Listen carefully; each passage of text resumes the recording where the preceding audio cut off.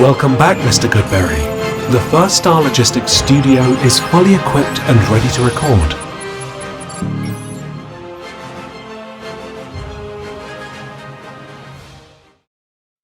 Welcome back to Bengals on the Brain, presented by First Star Logistics. I'm your host, Joe Goodberry. The preseason is over. In fact, I could say the offseason is over. I'm recording this very late Monday night, so it's processed and produced in time for Tuesday's episode on Tuesday night. So the cuts have already happened by the time you're watching this, but that's okay. We'll talk about that in the next episode. We're not going to do film now because nobody played against the Colts, really. We could watch Matt Lee, we could watch Seth McLaughlin and see how they played, and maybe we'll circle back around and get to that on Friday. But there's a lot happening right now. It's Monday, and the big news is the Bengals and Trey Hendrickson have agreed to a contract. It's not the contract we wanted. It's not the situation we wanted.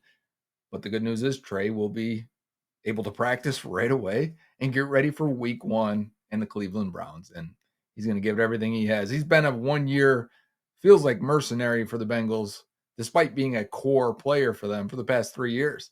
And it has not affected his production. So I don't expect it to affect his production here. But we should talk about the situation because we waited 6 months for this. It leaves weird feelings because on the one end, like I said, I'm excited. I love watching Trey Hendrickson play. I love breaking down his film for you guys. He is a very fun player, a pivotal piece, one of the most. He's definitely, if he's not he's number 3, right? It's Joe Burrow, it's Jamar Chase, it's Trey Hendrickson in terms of importance to the success of this team. Trey Hendrickson is their blue chip player on defense, and their only one for a defense that needs to rebound this year. And the Bengals and Trey agreed on a 1-year deal that will increase his salary from $16 million. He had a $21 million cap hit because of the previous 1-year extension that he signed. And they increased it $14 million. So we're looking at more than likely $30 million in cash for Trey with about a $33 million hit. We still have to see how it's structured because they could have put void years at the end of it, which changes also their options for next year. There's a lot of things. There's some gray area here until we know for sure. But if you're wondering, could they tag him again in 2026? Again, can they tag him and keep him around for one more year in 2026? Yes, they could. That price, though, is probably going to be between $34 and $39 million, depending on what they do. And there's some discrepancy. I've seen some people I trust completely on contract situations arguing over what that will look like. So let's just say there's a pretty big gap there. If it's up to the $39 million, I doubt they would tag him no matter what, unless you want to look at it like it's a 2-year, $70 million deal that they would, over the course of 2 years. And I think if you look at it that way, that's right on par with what these top pass rushers got this offseason. Now, we're not going to go that far into the future. What does it mean now, especially when you think of the Diana Rossini report? And I think she's 100% right on this. And the way other insiders and analysts were like, yep, that sounds about right from what we heard. She said that the Bengals offered a 3-year, $95 million deal. Now, that's only $31.7 million per year. That's way below the top market for these guys. I mean, TJ Watt and these guys and Max Crosby and Myles Garrett, these guys are getting 40. Micah Parsons is going to get 40 plus whenever that happens. Trey was going to take less than $32 million per year, and he would have. Remember, he said, we've agreed on the length and the overall price. And he said this during the Washington Commanders preseason game, which is why when the report Monday morning came out and they were talking about a 1-year deal, like they're trying to get creative, this didn't make sense to me at all. Still doesn't make sense in a lot of ways. I'm going to talk over why it does. We have some fun stuff coming after we do the Trey Hendrickson news that I prepared for you guys. So I'm going to try and spend 10 minutes on this. Ultimately, Trey turned that down, that offer, that 3-year offer down, because he was dead set on guaranteed money. He has been his entire time in Cincinnati. When they first signed that 3-year deal, and in year 2, he's like, hey, I don't need guaranteed money. What's going on here? Year 3, they gave him that extension to give him that guaranteed money in year 3, and then year 4, he's looking for that extension again. It's always been about guaranteed money for Trey and for a lot of players. This is a constant conversation if you're a Bengals fan. I don't think other teams and other fan bases are talking about guaranteed money as much as we are around here. But that's probably why Bengals fans seem to be much more informed than some of the fans I interact with online these days. Trey wanted that guaranteed money. It was precedence versus precedence. Bengals don't do that unless you're Jamar or T. Well, they've kind of broke precedent recently, right, with those two contracts. Trey's like, I'm with those guys. I'm a 4-time Pro Bowler, all-pro player, second in Defensive Player of the Year. I deserve what they get. I deserve what the other defensive ends around the league are getting. TJ Watt getting third-year guaranteed money for the Steelers, who give out contracts very similarly to the Bengals. So that was significant, right? Trey wanted that. And instead, he's like, hey, if the Bengals are only offering 1 year of guaranteed money at 32, I'm not going to give you a discount. And that was what I heard from behind the scenes. Like, Trey is willing to do a discount. He doesn't need 35, 36, 37, $38 million per year. And in fact, the first 2 years would have been even cheaper than the 32 average. It might have been around 28. You didn't hear it from me. But he would have taken that if they would have guaranteed the first 2 years. And the Bengals said, we're not doing it. We're not going to budge. And Trey, I think, believed them. And honestly, I believe them too, because why did we do this for this long if you're just going to back out of what you're saying you won't do, right? So Trey said, fine, then give me a 1 year, $30 million, pretty much guaranteed deal. And if you do that, I can turn that into an offseason in 2026 where if you go elsewhere and you get 2 years of guaranteed money, which I could definitely see happening. We've seen a Von Miller go out at 32 years old and get a big contract from the Bills. If Trey has another 15 sacks, if he has 10 sacks, I think he's going to get paid. And there's no reason to believe he's not going to have a big year for this defense again. So he's banking on himself here. I'm going to stay healthy. I'm going to play well. And I'm going to turn that into multiple years of guaranteed money, not just one that I would get from the Bengals. And it's probably going to be market price when he hits free agency. Or the Bengals can tag him. I was thinking when we first got these reports, we would get an idea that there was a provision of a no trade clause in this new contract. That is not the case. The Bengals, no trade clause, no tag clause. That is not the case. The Bengals did not put that in there. They can tag him in 2026, but again, that money is going to be significant. So a lot of people are asking, who won on this deal? I don't think anybody won, but yet at the same time, both sides won. Trey wanted to be here. He wanted to be on the field. He wanted to play. The Bengals need Trey. They need him on the field. They need him to play.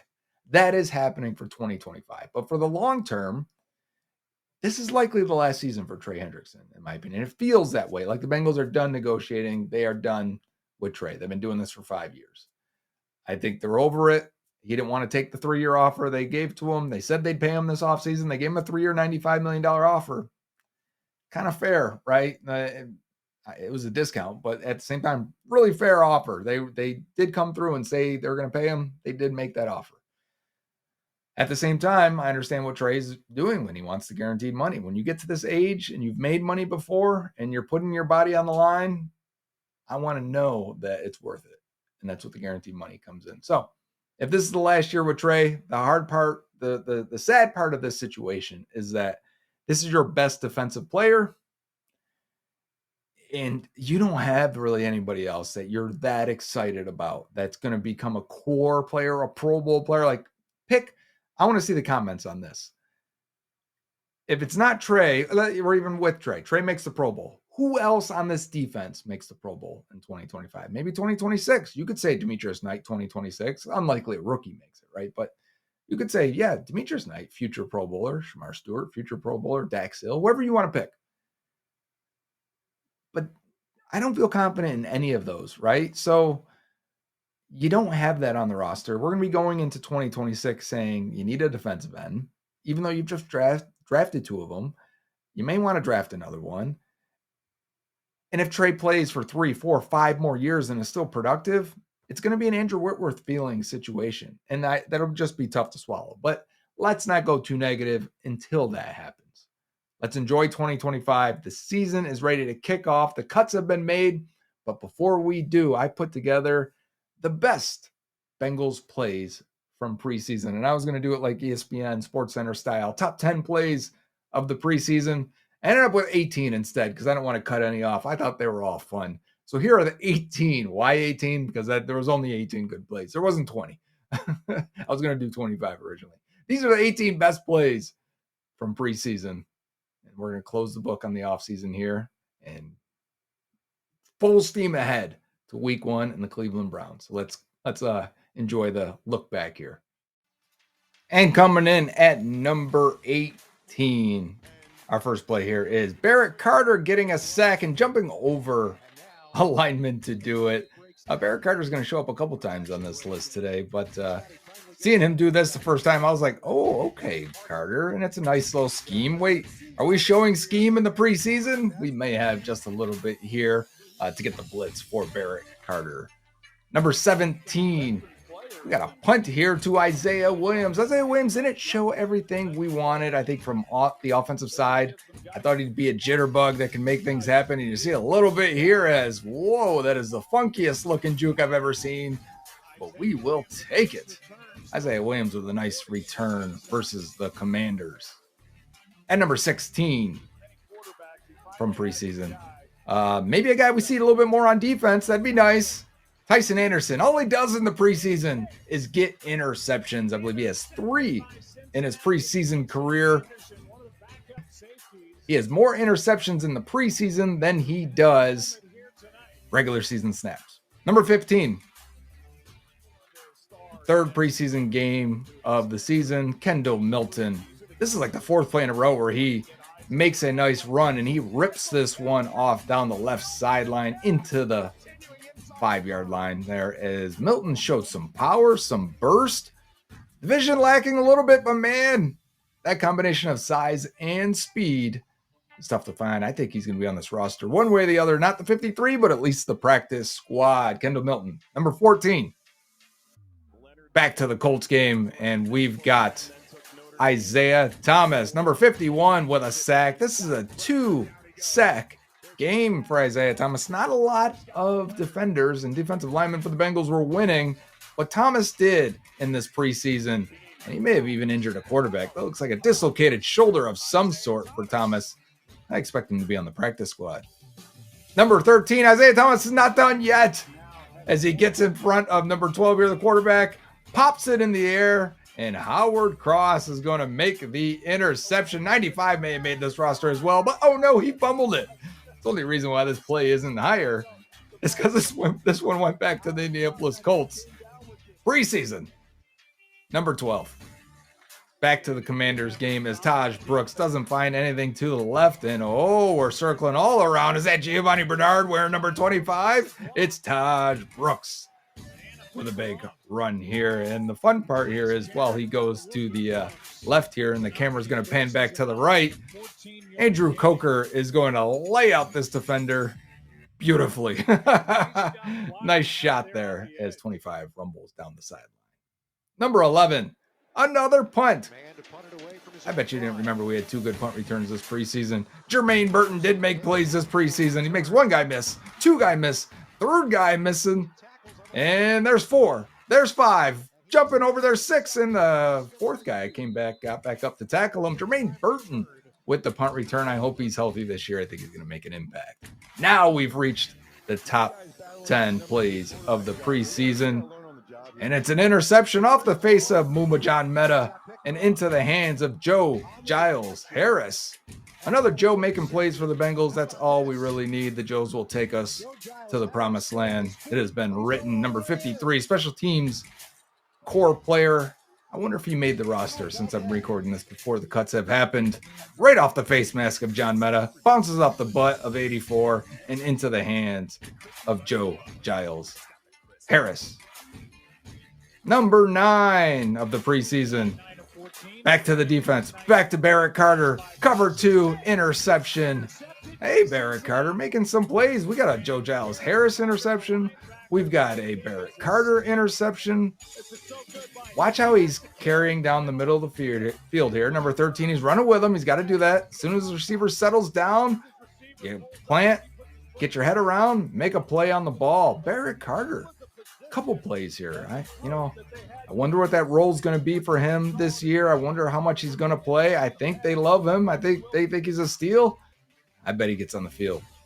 Number 8, Evan McPherson might be back. He went 2 for 2 and 50-plus yard attempts. This is a 54-yarder, and this is what we need McPherson to do. That ball's flying hard, fast, and straight. That's about as far as my analysis goes for kicking. Welcome back, Evan McPherson. Joe Burrow is next here with his pass, the first touchdown of the preseason to Tanner Hudson, as he takes the short throw and barrels forward, keeping that knee up as he stretches across, fighting off 2 Eagles defenders and reaching across the goal line. Nice play, Tanner Hudson.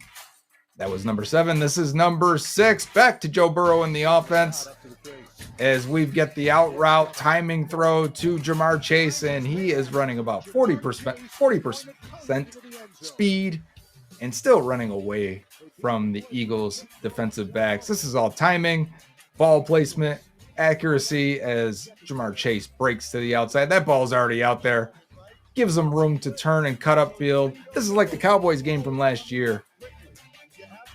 Chase is on pace to have another probably huge season, if preseason is anything to say about it. Number 5, the other Chase Brown muscles his way for the touchdown.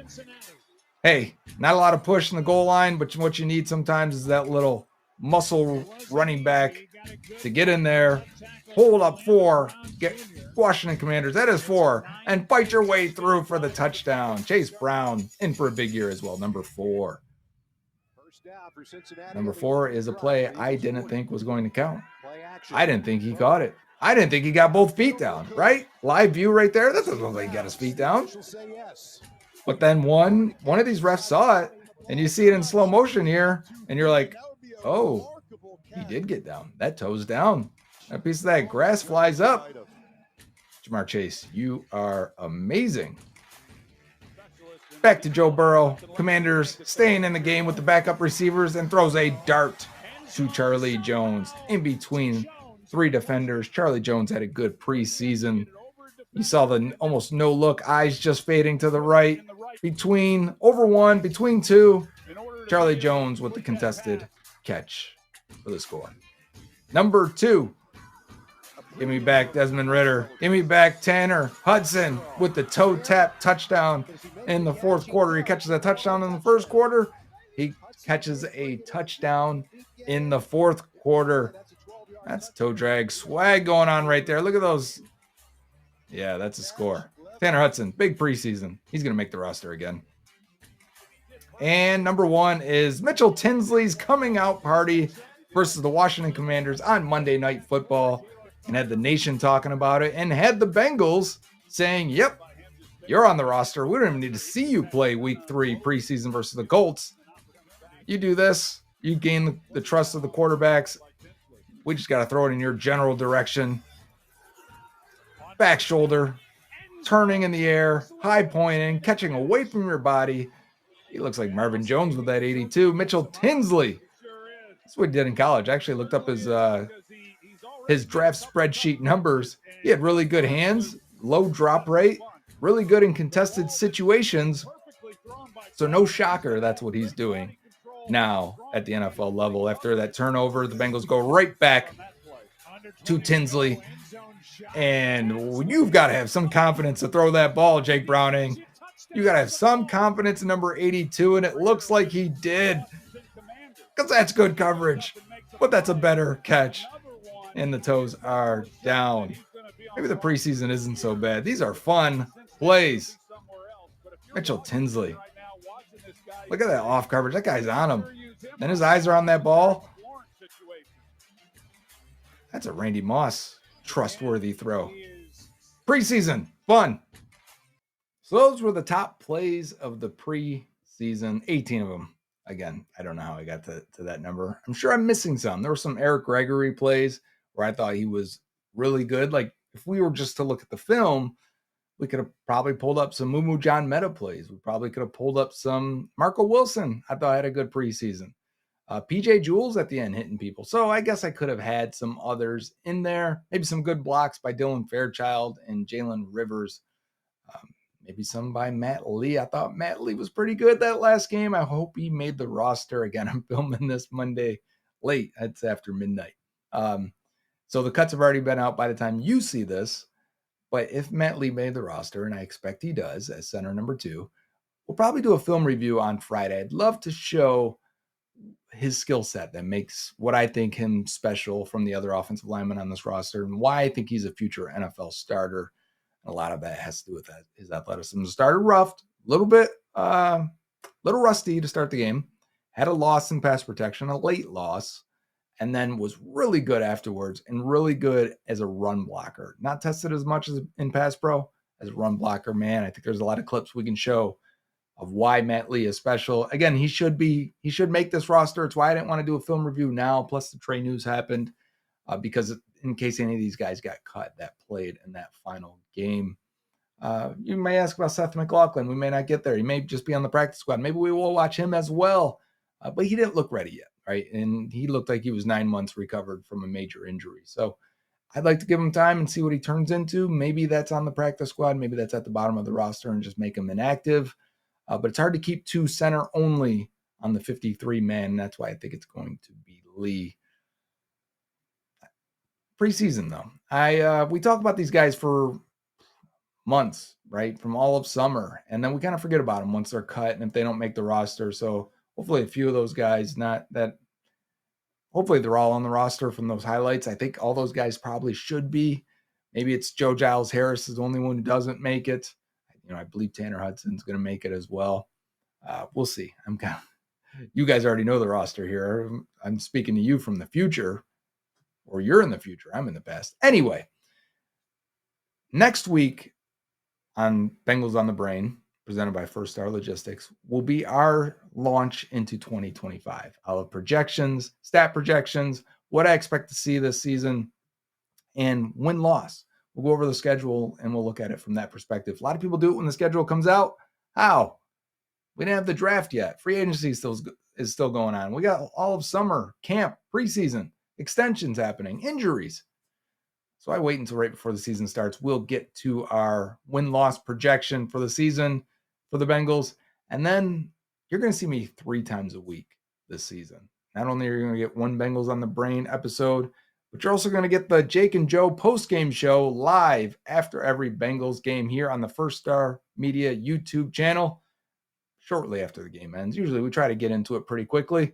Hang out, hear us talk, hear us go over the game, see some highlights, but also I'm sure First Star is going to be giving away some awesome prizes and making it fun for you guys to hang out with us after every game. But that's not it. Jake and I will get together also for a second show, my 3rd show on this channel every week, to do a preview show to, a little recap of what happened the previous week, but also looking at the next game, the next opponent, the injury report, and everything that Jake and I will come up with to make it unique and fun for you to join us as we get ready for every game, every Sunday, Monday, Thursday that the Bengals play.